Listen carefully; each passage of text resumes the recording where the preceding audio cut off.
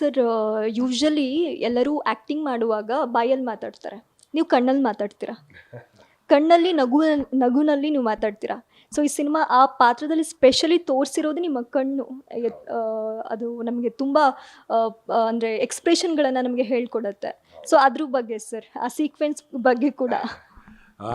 ನೀವು ಹೇಳ್ದಾಗೆ ನಾನು ಫಸ್ಟ್ ಸುಕುಮಾರ್ ಸರ್ನ ಭೇಟಿ ಮಾಡಿದಾಗ ಅವರು ಬಂದು ಕುತ್ಕೊಳ್ಳಿ ಅನ್ನೋದಕ್ಕಿಂತ ಮುಂಚೆ ನಿಮ್ಮ ಕಣ್ಣು ಬಹಳ ಇಷ್ಟ ಆಯಿತು ನನಗೆ ಅಂತ ಹೇಳಿದ್ರು. ಆಮೇಲೆ ಕೂರ್ಸಾದ್ಮೇಲೆ ಇನ್ನು ಮುಂದಕ್ಕೆ ಮಾತಾಡಿದ್ದು ಬೇರೆ ವಿಷಯಗಳೆಲ್ಲ. ಆ್ಯಂಡ್ ಈ ಕ್ಯಾರೆಕ್ಟರ್ಗೆ ಅವರು ತುಂಬ ಪರ್ಟಿಕ್ಯುಲರ್ ಆಗಿ ಹೇಳಿದರು, ಕಣ್ಣಲ್ಲೇ ಇದು ಕಾಣಬೇಕು. ಆ್ಯಂಡ್ ಏನೋ ಒಂದು ಪ್ರಾಬ್ಲಮ್ ಇರುತ್ತೆ ಕಣ್ಣಲ್ಲಿ, ಸೊ ನೀವು ಕಣ್ಣನ್ನು ಇದು ಮಾಡ್ತಾ ಇರ್ತೀರಾ ಅವಾಗವಾಗ ಅಂತ. ಆ್ಯಂಡ್ ಸ್ಮೈಲನ್ನು ಏನೇ ಆದರೂ ಬಿಡೋ ಹಾಗಿಲ್ಲ, ನಿಮ್ಮನ್ನು ಹೊಡೆದ್ರೂ ನೀವು ಬಿಡೋ ಹಾಗಿಲ್ಲ, ನಿಮ್ಮ ತಲೆ ಬೋಳಿಸಿದ್ರು ನೀವು ಆ ಸ್ಮೈಲನ್ನು ಬಿಡೋ ಹಾಗಿಲ್ಲ, ಅದನ್ನು ಮೇಂಟೈನ್ ಮಾಡಬೇಕು ಅಂತ ತುಂಬ ಕ್ಲಿಯರಾಗಿ ಹೇಳಿದರು. ಇನ್ನು ಸರಿ, ಓಕೆ, ಒಂದು ಸ್ವಲ್ಪ ಆ ಲಸ್ಟ್ಫುಲ್ ಅಂತಾರಲ್ವ, ಇದು ಕಾಣಬೇಕು ಅನ್ನೋ ಒಂದು ಕಾರಣಕ್ಕಾಗಿ ಒಂದು ಸ್ವಲ್ಪ ಅದ್ರ ಮೇಲೆ ಹೋಮ್ವರ್ಕ್ ಮಾಡಿದೆ. ನೋಡಿದ ತಕ್ಷಣವೇ ಇದು ಬರಬೇಕು, ಕೋಪ ಬರಬೇಕು, ಜನರಿಗೆ ಅಸಹ್ಯ ಆಗಬೇಕು, ಏನಿವನು ಹಿಂಗಿದ್ದಾನೆ ಅಂತ. ಸೊ ಆ ಪರ್ಟಿಕ್ಯುಲರ್ ಇದ್ರ ಮೇಲೆ ಬಹಳಷ್ಟು ವರ್ಕ್ ಮಾಡಬೇಕಾಯಿತು. ಇಲ್ಲಾಂದ್ರೆ ನಾರ್ಮಲ್ ಸ್ಮೈಲ್ ತೊಗೊಂಡ್ರೆ ಅಷ್ಟೊಂದು ಎಫೆಕ್ಟಿವ್ ಅಂತ ಅನ್ನಿಸ್ತಾ ಇರಲಿಲ್ಲ.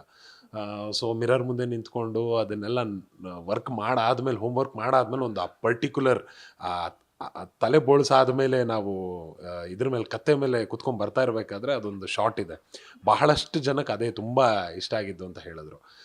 ಸೊ ಅದಕ್ಕಾಗಿ ಒಂದು ಪ್ರಿಪ್ರೇಷನ್ ನಡೀತು. ನೋಡೋಕ್ಕೆ ಒಂದು ಶಾಟ್ ಹಿಂಗೆ ಹೋಗ್ಬಿಡುತ್ತೆ, ಬಟ್ ಆ ಪ್ರಿಪ್ರೇಷನ್ಗೆ ನಾವು ಟೈಮ್ ಕೊಡಬೇಕಾಗಿತ್ತು. ಆ ಕಣ್ಣನ್ನು ಈ ಲೆವೆಲಲ್ಲಿ ಇಟ್ಕೊಂಡ್ರೆ, ಹೀಗೆ ನೋಡಿದ್ರೆ, ಈ ಥರ ಒಂದು ಸ್ಮೈಲ್ ಮೇಂಟೈನ್ ಮಾಡಿದ್ರೆ ವರ್ಕೌಟ್ ಆಗುತ್ತೆ ಅಂತ ಅದ್ರ ಮೇಲೆ ನಾವು ವರ್ಕೌಟ್ ಮಾಡಿದ್ದು. ನಮ್ಮ ಒಂದು ಆಡಿಯನ್ಸ್ಗೆ ಅದೊಂದು ಝಲಕ್ ತೋರಿಸ್ಬಿಡಿ.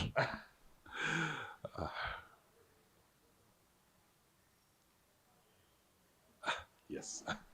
ಓಕೆ, ನಿಮ್ಮ ಪಾತ್ರದ ಯಾವುದಾದ್ರೂ ಒಂದು ಡೈಲಾಗು ಇದ್ರದ್ದು ಪುಷ್ಪ 2ದು ಕನ್ನಡದಲ್ಲೂ ಕೂಡ ನೀವು ಡಬ್ ಮಾಡಿದ್ದೀರಾ. ಸೊ ಕನ್ನಡದಲ್ಲೇ ಹೇಳ್ಬಿಡಿ, ತೆಲುಗು ಕೂಡ ಒಂದು ಡೈಲಾಗ್ ಹೇಳ್ಬಿಡಿ. ನಮ್ಮ ಕನ್ನಡದ ಇದರಲ್ಲಿ ಲೋ ಪುಷ್ಪ, ಏನದ ಆಮಿ ಮೇಲೆ ಚಿಕ್ಕ ಗಾಯ ಆದರೂ ರಪ್ಪ ರಪ್ಪ ಅಂತ ಕತ್ತರಿಸ್ತೀಯಾ? ಹಾಂ, ಸೊ ಇದು ರಪ್ಪ ರಪ್ಪ ಅನ್ನೋದು ತುಂಬ ಫೇಮಸ್ ಆಗಿಬಿಟ್ಟಿದೆ. ಆ್ಯಂಡ್ ಈ ವಾಯ್ಸ್ ಮಾಡ್ಯುಲೇಷನ್ ಮೇಲೆ ಕೂಡ ನಾವು ಬಹಳ ವರ್ಕ್ ಮಾಡಬೇಕಾಯಿತು. ಯಾಕಂದರೆ ನಾನು ಪರ್ಸ್ನಲ್ಲಾಗಿ ಬೇರೆ ಸಿನಿಮಾಗಳು ಮಾಡಿದಾಗ most of all base voice ಡಬ್ಬಿಂಗಿಗೆ ಹೋಗಿದ್ದೀನಿ. ಗಿಲ್ಕಿ ಸಿನಿಮಾ ಮಾಡಿದಾಗ ಮಾತ್ರ ಆ ಬೇಸ್ ವಾಯ್ಸ್ ಬೇಡ ಅಂತ ಹೇಳಿ ಒಂದು ಸ್ವಲ್ಪ ನಾರ್ಮಲ್ ವಾಯ್ಸಲ್ಲಿ ಮಾತಾಡೋಕ್ಕೆ ಟ್ರೈ ಮಾಡಿದ್ದು. ಸೊ ಇಲ್ಲೂ ಕೂಡ ಒಂದು ಸ್ವಲ್ಪ ವೇರಿಯೇಷನ್ ಕೊಡೋಣ. ಆ್ಯಂಡ್ ನೋಡಿದವರಿಗೆ ಇರಿಟೇಟ್ ಆಗಬೇಕು, ಏನಿವನು ಒಂಥರ ಈ ಥರ ಮಾತಾಡ್ತಾನಲ್ವಾ, ಏನ ಆ ಥರ ಒಂದು ಟೋನ್ ತೊಗೊಳ್ಳೋಣ ಅಂತ ಬಹಳಷ್ಟು ಪರ್ಟಿಕ್ಯುಲರ್ ಆಗಿದ್ದೆ. ಸೊ ಲಕ್ಕಿಲಿ ಟೈಮ್ ತುಂಬ ಕಮ್ಮಿ ಇತ್ತು. ಸೊ ಹಾಗಾಗಿ ತೆಲುಗು ಡಬ್ಬಿಂಗ್ ಅವ್ರು ಆಲ್ಮೋಸ್ಟ್ ಸಿಂಗ್ ಸೌಂಡ್ ಯೂಸ್ ಮಾಡ್ತಾಯಿದ್ರು. ಕನ್ನಡ ಹೇಗಾದರೂ ಮಾಡಬೇಕು ಅಂತ ಹೇಳಿ ರಿಕ್ವೆಸ್ಟ್ ಮಾಡಿಕೊಂಡು ಲಾಸ್ಟ್ ಆಲ್ಮೋಸ್ಟ್ ಒಂದು 4-5 ದಿನ ಇತ್ತು. ಸೊ ಆಗ ಕೂತ್ಕೊಂಡು ಇಲ್ಲಿ ಬಂದು ಡಬ್ಬಿಂಗ್ ಮಾಡಿದೆ. ಭಾಳ ಚೆನ್ನಾಗಿ ಬಂತು.